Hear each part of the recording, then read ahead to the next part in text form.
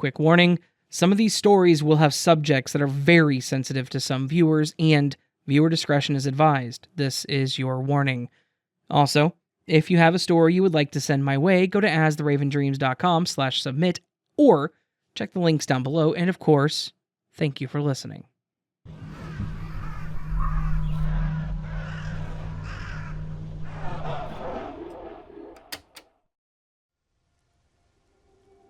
Hey all, I just found this subreddit, and I have a story that I think fits.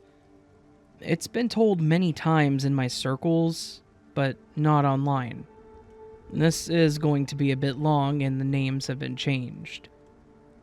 In 2016, I, female 24, joined the US Navy. I was 19 at the time. I got the job as a military linguist, and I was in school to study Russian. At the school, we were only to learn the language and would later transfer elsewhere to learn the top secret parts of the job. The school was located nearest to the Bay Area in California, so when Pride Month rolled around, I was super excited to be able to go to San Francisco Pride. I hadn't attended a Pride parade before, so I was super excited, and basically was hitting up all my friends to figure out a plan to go. At the time, I didn't have a car, so I tried arranging a ride. The story about my Pride experience isn't the main focus of the story. However, the rundown is that a guy I knew in the army promised I could stay in his hotel room, and he would drive me back the next day, but ended up abandoning me outside of a club. I wasn't allowed in, obviously, at about 3 a.m., and I was SOL. I was then in a position where I had nowhere to go and had no idea what to do. An Uber was $230 back to base. See 2 weeks later when the Navy Command introduced a new training slide, basically entitled, "Don't Trust Other Service Members, Some Girl Got Left in San Francisco." So, there I was, 19 years old, stuck by myself in San Fran with no transportation or hotel, a dying phone, and completely unsure of what to do.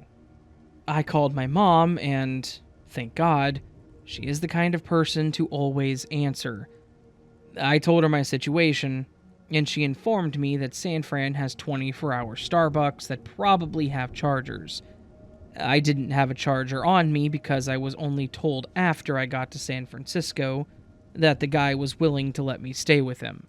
So my friends had split, and I stayed.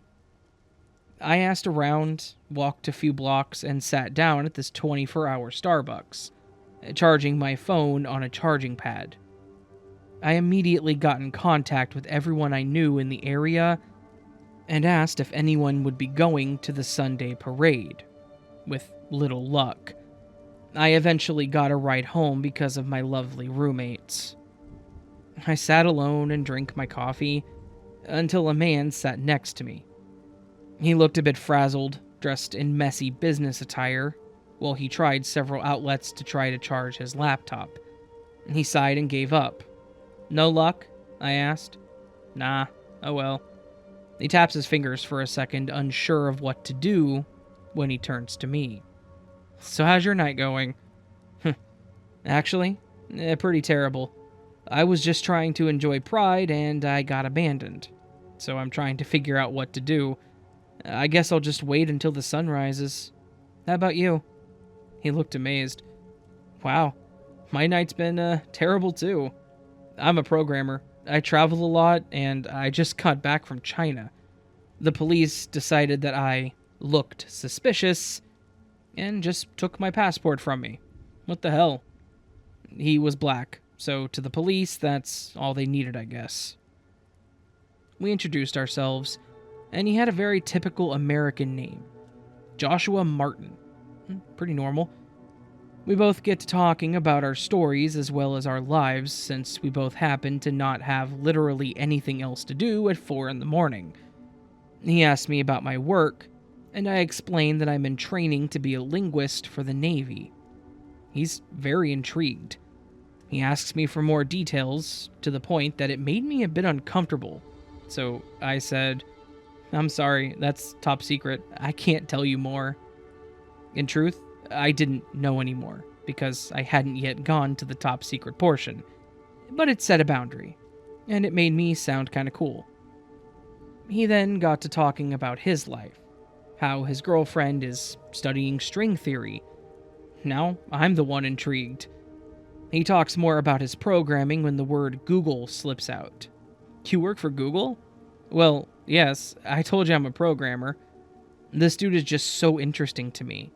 He says that he thinks I'm the interesting one because I'm smart, but not weird about it. He kept saying he admired that I was smart but not awkward. I was honored. Fast forward to when we part, he asks me if we can add each other on Facebook, because he wants to send me an article about MIT students that are punks, which reminded him of me. I agree. It was cool, so whatever. And then we part. He sends the article about 2 months later. It's cool. But here's where it gets weird. Fast forward to about 5 months, I think. I haven't talked to him since he sent me the article, which consisted of only a couple of sentences. Oddly, he sends me a message. The message is 7 pictures.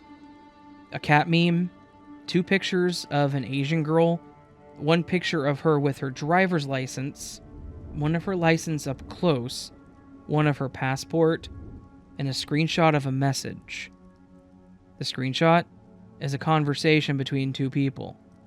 The sender detailing the girl and whether or not they think she's good enough to hire for an assassination. They send a few messages between each other talking about her traits and whether or not she can get the job done. I am so confused. What the hell is going on? I replied, "Haha, what is that?" And then I checked his page again. He had deleted me, as if he didn't mean to send those to me. But then he replies, "Oh, we're ninjas." I'm gonna let you know right now, this dude sucked at explaining. I just kept saying, "Huh? Like a roleplay thing? Is this a video game?" And he kept replying, "No, we're ninjas." Eventually, he got increasingly frustrated with my confusion, and he said, "It's not a game. We kill people. Off the books." In fear of it being real, I still tried to bait him to give me more. He eventually exploded and just said, "All of you freaking meatheads are the same. I'm trying to recruit you. Are you in or not?" I'm still shocked at this point, because if he is involved in assassinations, boy is he bad at it. He then sends me a link to his blog. I stupidly clicked on it, which now I realize could have been much worse, as he was apparently a programmer. On the blog, he has a very random mix of posts, some of which have no context and I don't understand. But then I get to a post about a bus crash in Taiwan. It's a screenshot of a conversation with an article saying something like, 32 dead in bus crash in Taiwan. Underneath the article is the conversation. "Finally, we did it. Go ninjas." With a reply something along the lines of, "Finally, we've been waiting 3 months for that one." But wait a minute. Didn't he tell you when you met that he travels a lot and had just come from China? Cue the X-Files theme. I keep scrolling and see a lot more weird stuff. One of which was a very detailed story about a girl that violently did stuff with herself with a cucumber, and then a pair of glasses for over 5 hours until she was bleeding. What the hell? Her picture also showed that she was Asian. Suddenly, I was worried that this could also be a trafficking situation. I took hella screenshots, and then went to my superior. I said, "Hey man," gave him a rundown of San Francisco, and he just sent me these. Is he just super weird, or should I be worried? He read through everything, looked at the blog, and handed me my phone. Very calmly, he said, "Call the police." Obviously, I freaked out because it wasn't just my paranoia anymore. The police didn't care. Ha. She said, "Okay, so block him. Cool, have a good night." The thing is, while this whole thing was going down, he had been messaging more. This time he kept repeating himself. Him, "I can't wait for coffee. See you soon." Him, lol. Him, "See you soon." Me, huh? Him, "Looking forward to it. See you soon." I did end up blocking him, and now, slightly paranoid about him seeing me soon, I called my mother to tell her everything. The problem is, my mother is a little crazy. Well, crazy enough to call the FBI. I rolled my eyes and said, "Mom, you can't truly think the FBI cares about this crazy dude." A few days later, I got a call from NCIS. They wanted to talk. The detective, funny enough, was Detective Holmes. Nice. He took my whole, very thorough statement, took pictures of our Facebook messages on a camera, and at the end I asked him, "Hey, do you think this guy is actually someone to worry about?" He deeply sighed and said, "Honestly, kid, I have no idea. This guy is so weird, I truly don't know. But I haven't seen someone like this before." Well, that didn't help. I never did hear from NCIS, although I suppose it's not their job to keep me in the loop. However, just about a year ago, being the petty bitch that I am, I decided to look through my blocked list on Facebook. Reminisce about all the a-holes I blocked. And then I noticed a name that I didn't recognize. A very Russian name. Sergei Yanovich Antonov. It was him. Little American boy had changed his name on Facebook. I have so many questions. Is he a Russian spy? Was he specifically approaching me because he knew I was in the Russian program in the military? Was he really involved in trafficking or assassinations? I wish I knew. Either way, no, I will not be seeing you soon.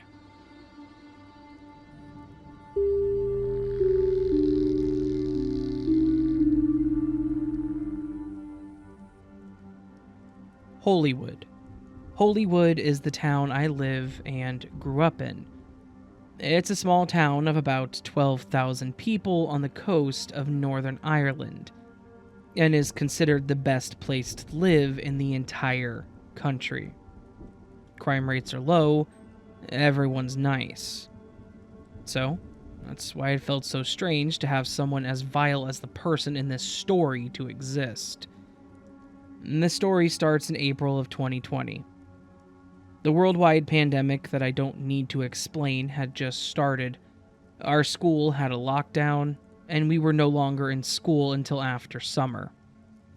My neighbor, who I will just refer to as Matt, and I had a lot of free time on our hands. There's a woods near our house called Glen Lyons. It's not massive, but it has a lot of parts that are hard to get to if you don't know about them. Matt and I decided we wanted to spend some time up there, messing about like the young teens that we were. The first thing we wanted to do was build a dam. I'm not sure why, but we found it fun. We went up there almost every day for about a week before getting bored of it. We decided to do some exploration. We spent a few hours exploring before uncovering something pretty cool. It was a small den that someone had built in a little clearing by the river. Building dens was something Matt and I had done before, but very rarely had we done it successfully. So, we decided we wanted to help. We left a paper note in the den asking if we could join, and we went home shortly after. A few days later, we went back to check on the note. They had responded with another note, informing us that we could help them build the den. Matt and I set to work. gathering resources such as wood and string that had been left in the forest. The next day, we came back to see that someone was there. The villain of this story. There's something unsettling recalling a memory of someone who, at the time, you thought was nice, just to find out their true colors later on. And this boy was called Greg.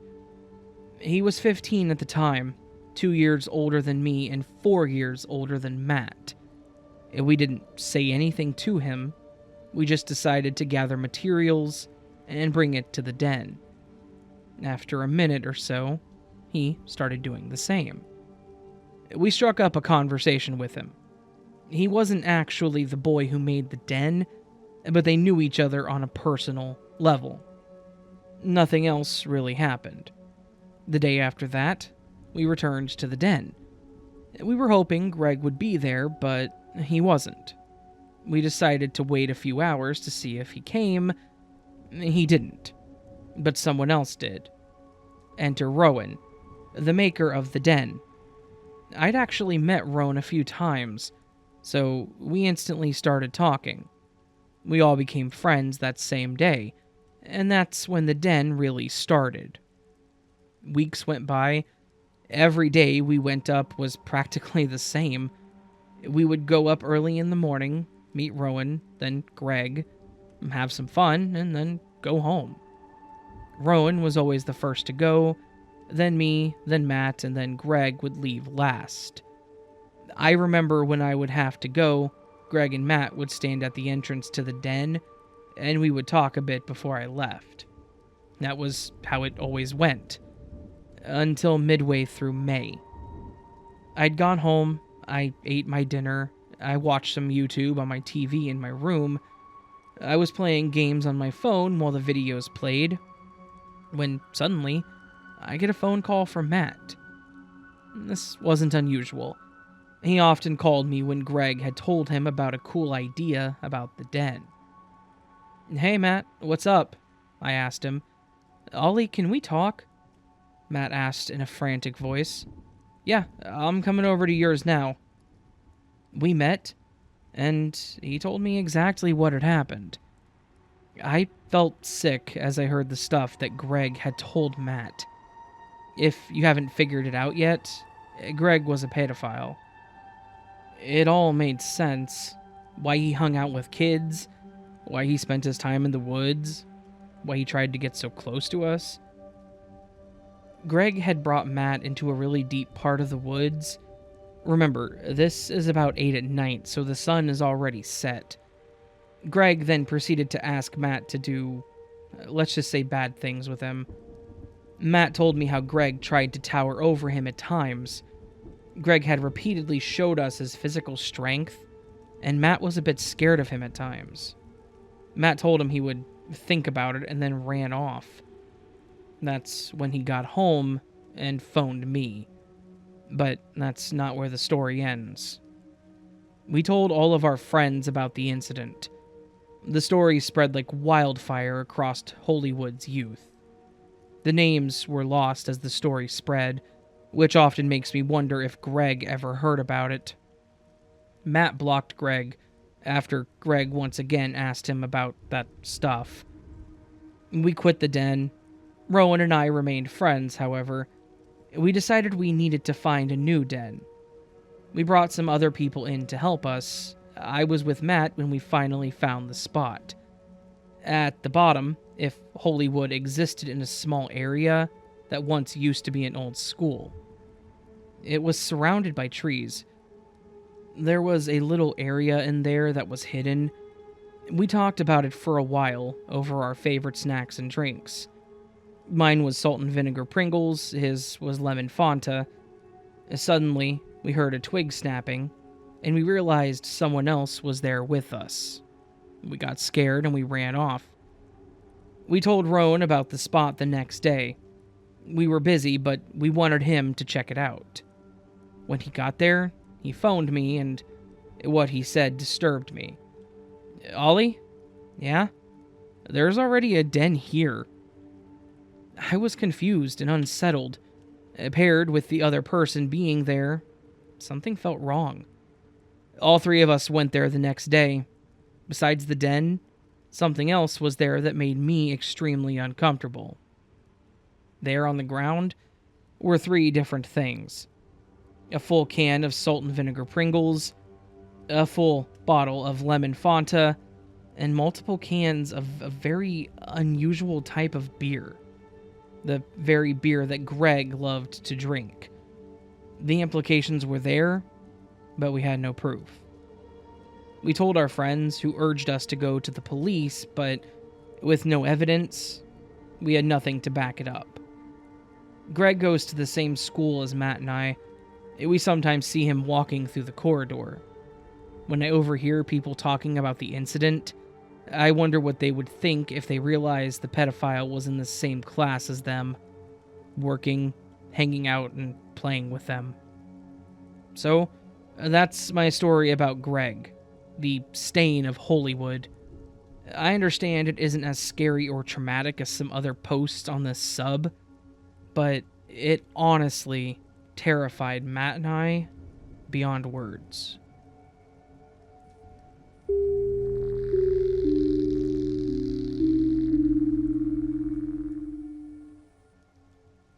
When I was about 11, maybe 12, my family and I moved out to the middle of some abandoned strip mines in rural Alabama. It was awesome. Going swimming in quarries, lots of abandoned equipment and cliff faces to climb, caves, and miles of trails, which were abandoned dirt roads used by the mines to explore. The trade-off was there was a lot of venomous snakes, and at night, it was dark. No streetlights, just the occasional porch light maybe every mile or so on the main road. One day in particular, my friend P and I were out on one of the dirt roads that went off to the side of the main mine road. We hadn't been down that road before, but it was like 10 a.m. on a bright summer day, and we figured, why not? We had gone maybe a mile down that road, and we came to a left-hand turn. Beside that left turn, and alongside the road we were walking on, there was a small lake.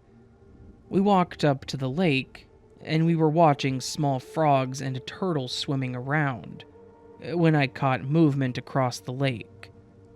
I saw a man walking away from us, heading up the hill.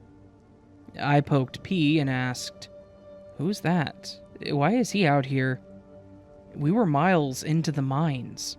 No people anywhere, no houses nearby. We both stood up, and as soon as we got right on our feet, he stopped walking. In a split second, he spun around and came running in our direction. We bolted. I mean, ran. Like Gump. I looked back and he was running faster than any human I had ever seen. He covered the distance. He had to run downhill and around the lake to get close to us. That route was easily 300 yards within seconds. And P grabbed me, and we jumped off the road and into a ditch behind some bushes. I peeked out, and he was maybe 30 to 40 feet from us, spinning around in the road. He was making this god-awful grunting sound. And weirdly enough, I swear he had an entire cooked chicken in his hand.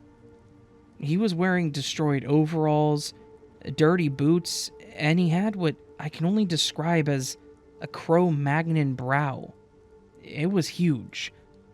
My memory might not be super accurate given how long it's been, but it seemed like his forehead stuck out a good 4 inches over his eyes. He was the scariest thing that I had ever seen. He spun around in the road and started running back the way he came.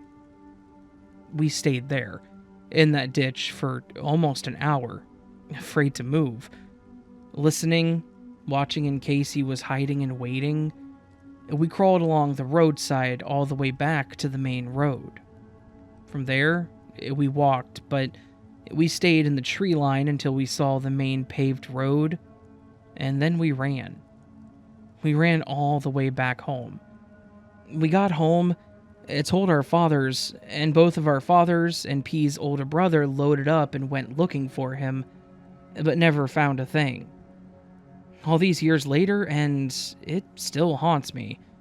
And oh yeah, my girlfriend recently took me out to her grandmother's house to meet and spend time with her family, and where does the dear old granny live? Right on the edge of those old same strip mines. I told her the story, and she looked really serious and said, "Y'all are lucky. There's all kinds of bad things that happen in those mines." So, yeah, every visit to Grandma means the Glock and the 12-gauge ride with us. Anyways, that's my creepy encounter story. The OP added an update. I forgot about this until I was telling my dad about writing this here on Reddit. He reminded me of something. I had gotten beaten up really badly my last day of summer school. So, to make me feel better, and for passing summer school, my parents bought me a Kawasaki motocross bike. My dad had an old Honda racing bike, so we tried to ride out there any chance we got. One day, we're out deep in the mines, and I saw a wooden crate/box off the side of the road in the bushes. It looked about 6 foot long, maybe 18 inches high. Me, being a nosy kid, walked over and looked inside. There was a ton of hay, a blanket, and an old pillow. I called my dad over and showed him. I remember he looked around and said, "If someone's living in that, way out here, they don't want to be found or bothered. Let's go home." We hopped on the bikes, rode home, no problems at all. But the weird thing is, my dad sat out on the porch with the lights off for most of the night, just staring at the edge of the woods. He never said why, and I cannot believe that I never put the two incidents together. But now, I think I know. Apparently, he never saw anything or anyone because he came in late that night, went to bed, and never sat out there again. Oh, and the worst part to me now, they've built a huge subdivision out there. Houses everywhere alongside the main road, butting right up to the edge of the woods. There is no possible way I could live there again.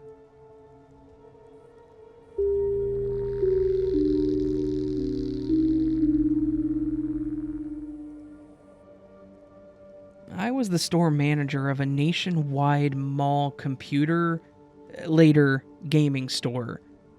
This was long before GameStop and cell phones. We were located on the left side facing the middle of the mall, with JCPenney's to the left at the end.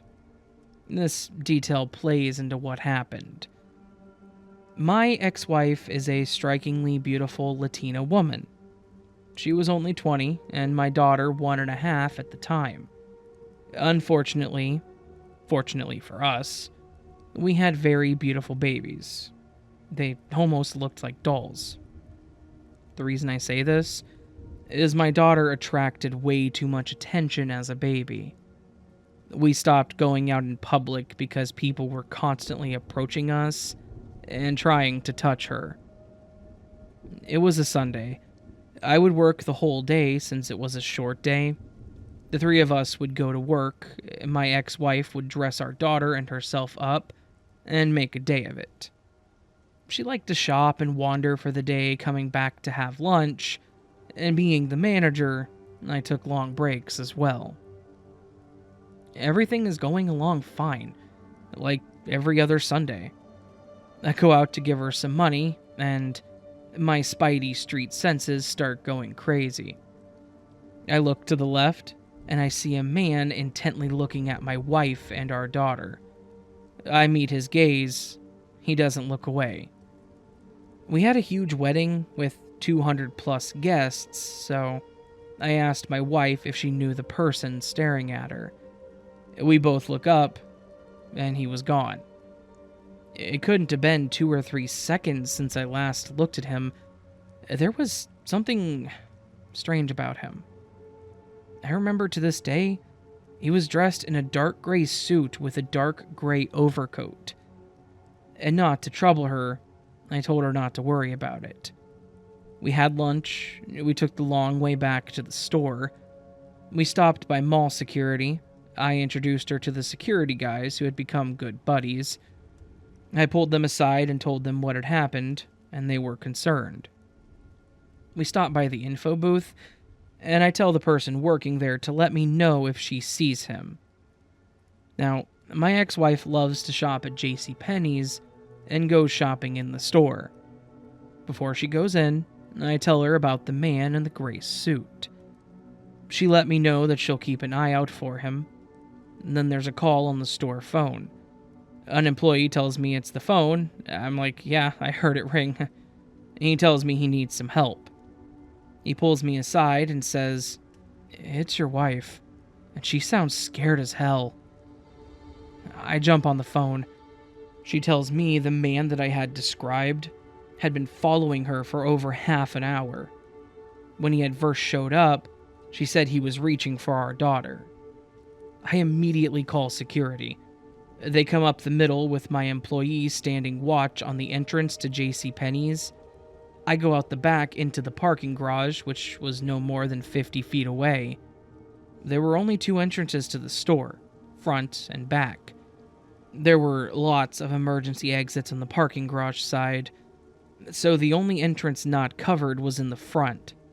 Luck would have it, a police officer had pulled someone over from the street and was in the front parking lot.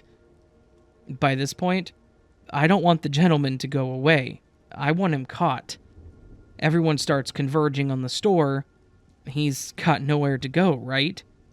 They walk to the station where my wife is surrounded by the store manager, several employees, and they have our daughter behind the counter. The police officer has been alerted. Mall security escorts both of them out of the store to me. We put them in our car, and they drive straight to her mother's. They continue to search the store, every nook and cranny. He was never found. To this day, I can remember every detail, but the detail that sticks with me the most is that his eyes were coal black.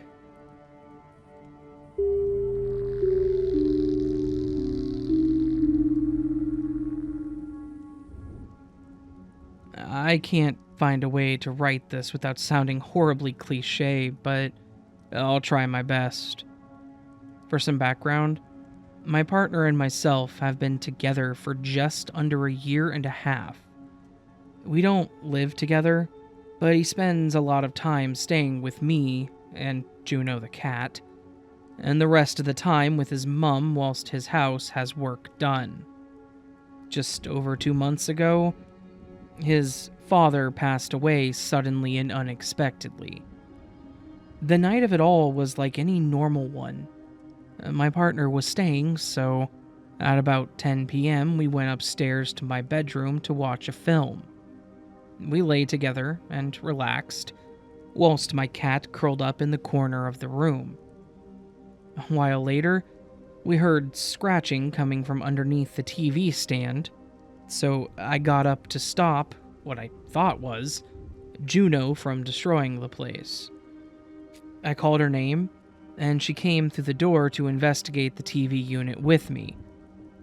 My partner and I looked at each other and really investigated, thinking along the lines of a rat or a mouse, but none were there to be found. It stopped after we got up, so we left it at that. We went downstairs for a smoke and then back up to brush our teeth. We were just getting ready for bed when we hear a voice, clear as day, shout, "Shut up!" in the room. My partner and I looked at each other and decided this was getting really weird. We went to bed with a pretty uneasy feeling. Then, of course, came the horrible phone call at 2 a.m.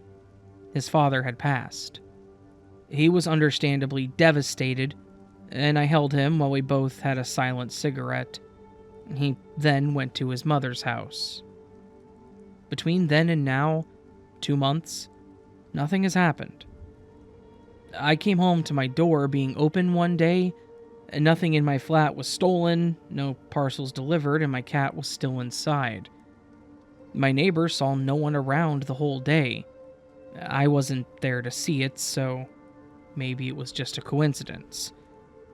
So, that leads us to tonight. My partner was around, and we were upstairs watching a movie again. When it was done, we went to the stairs to go downstairs for a smoke. I could hear a stream of water, so I checked the bathroom, and nothing was leaking. My partner said it was coming from downstairs, and lo and behold, the kitchen tap was on a steady stream. I'd been using it prior to the movie, but I was using the hot tap, and it was the cold one that was on. We both had that feeling again, just a bit weird. A cat cannot turn on a tap, especially not mine. Now, it's midnight. We returned upstairs, and my partner is incredibly hot and red in the face. He invites me for a smoke so we can cool down outside. As we're rolling, we talk about this and that, just general chit-chat. I bring up how the tap incident was weird, and how things like that seem to only happen when he's here. And just like that, the power's out. My partner had asked if I needed electric earlier in the day, and I had replied that I didn't. He took great pride going to my meter and putting the key back in to restart my electric. But nothing happened when he did. The power had tripped at the switch. We both mutually panicked, but tried to stay calm. I'm hoping it's his dad just showing that he's here by doing strange stuff, and not some entity that's following my partner. I really hope.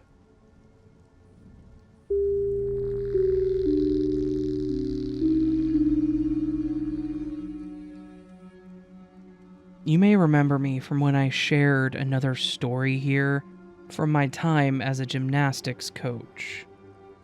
Well, that was when I was 16, and in this next story I'm 18, and go to college in a town about half an hour away from where I live. Sometimes, I catch the bus to college, but if it was a late starting day, like 12 p.m. or something, I get the train because, well, I like riding trains. And the train arrives like 20 feet away from a KFC. Anyway, one day after college, I was meeting up with a friend and planned to take the latest train home, which was 7:30 p.m. It was autumn time, so it was pretty dark by 7:30. I sat in the dark train station, and I saw a man on the other side of the tracks. I didn't really think anything of it, and carried on listening to music on my phone. The train pulls in, and I noticed the first odd thing. No lights. That entire train was in darkness. I could see one person sat at the back with his flashlight on, and the conductor got out and asked me to buy a ticket.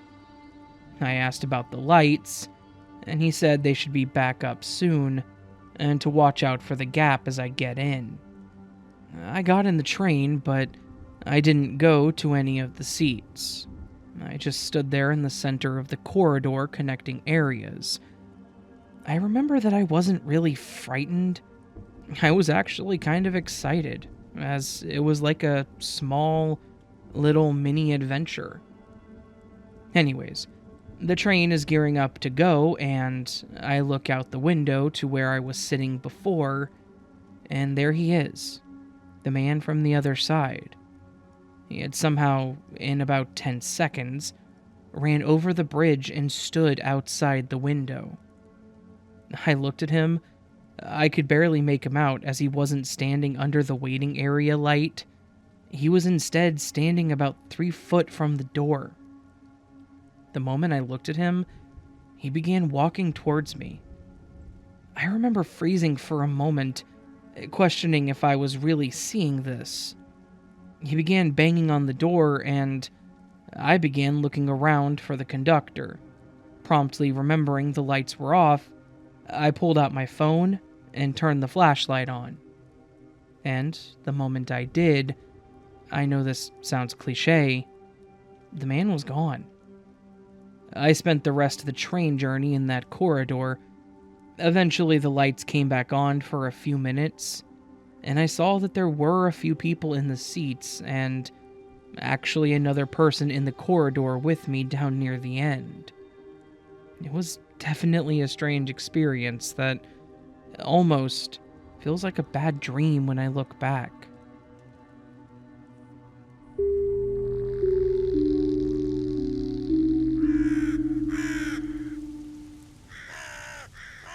So that was a collection of 6 horrifying, true, scary stories, a grab bag mix of stories that make you think, damn, that's creepy.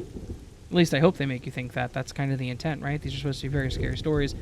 I will say the first one is probably one that freaked me out the most, because knowing what I know about the internet, state-sponsored hackers, the dark web, etc., things that go on, that was pretty freaky, not gonna lie. Also, the stain of Holywood, that one terrified me too, obviously. And that said, all these stories were really good, very well done, and I liked every single one of them, so huge thank you to everyone who lets me use their stories, and a huge thank you to everyone who listens to my videos. I greatly appreciate you. If you enjoyed this video, please hit that thumbs up button. If you're new to the channel, subscribe to the channel, please. That really helps me a lot. And if you want to support the channel further, leave a comment. Let me know what you thought of these stories, which one was your favorite, etc. You can also become a channel member, or go to patreon.com/astheravendreams, and for 99 cents a month, that's $1 a month, you can get early access to all of my content. I mean, who doesn't want that? The higher tiers of Patreon get other cool things, like posters that I designed myself. So, if you want some cool stuff, posters, keychains, stickers, etc., become a patron. It's that easy. It really is. Yeah. Channel memberships are a little different. You get early access to all my content and cool emojis in all my chats if you're at my live streams. That's more of a live stream thing. If you're not into that, I understand. So, anyways, friends, I hope you all have a gorgeous day. I hope you're having a beautiful week, and I hope that I will see you again on the next video. But, until then, sleep well.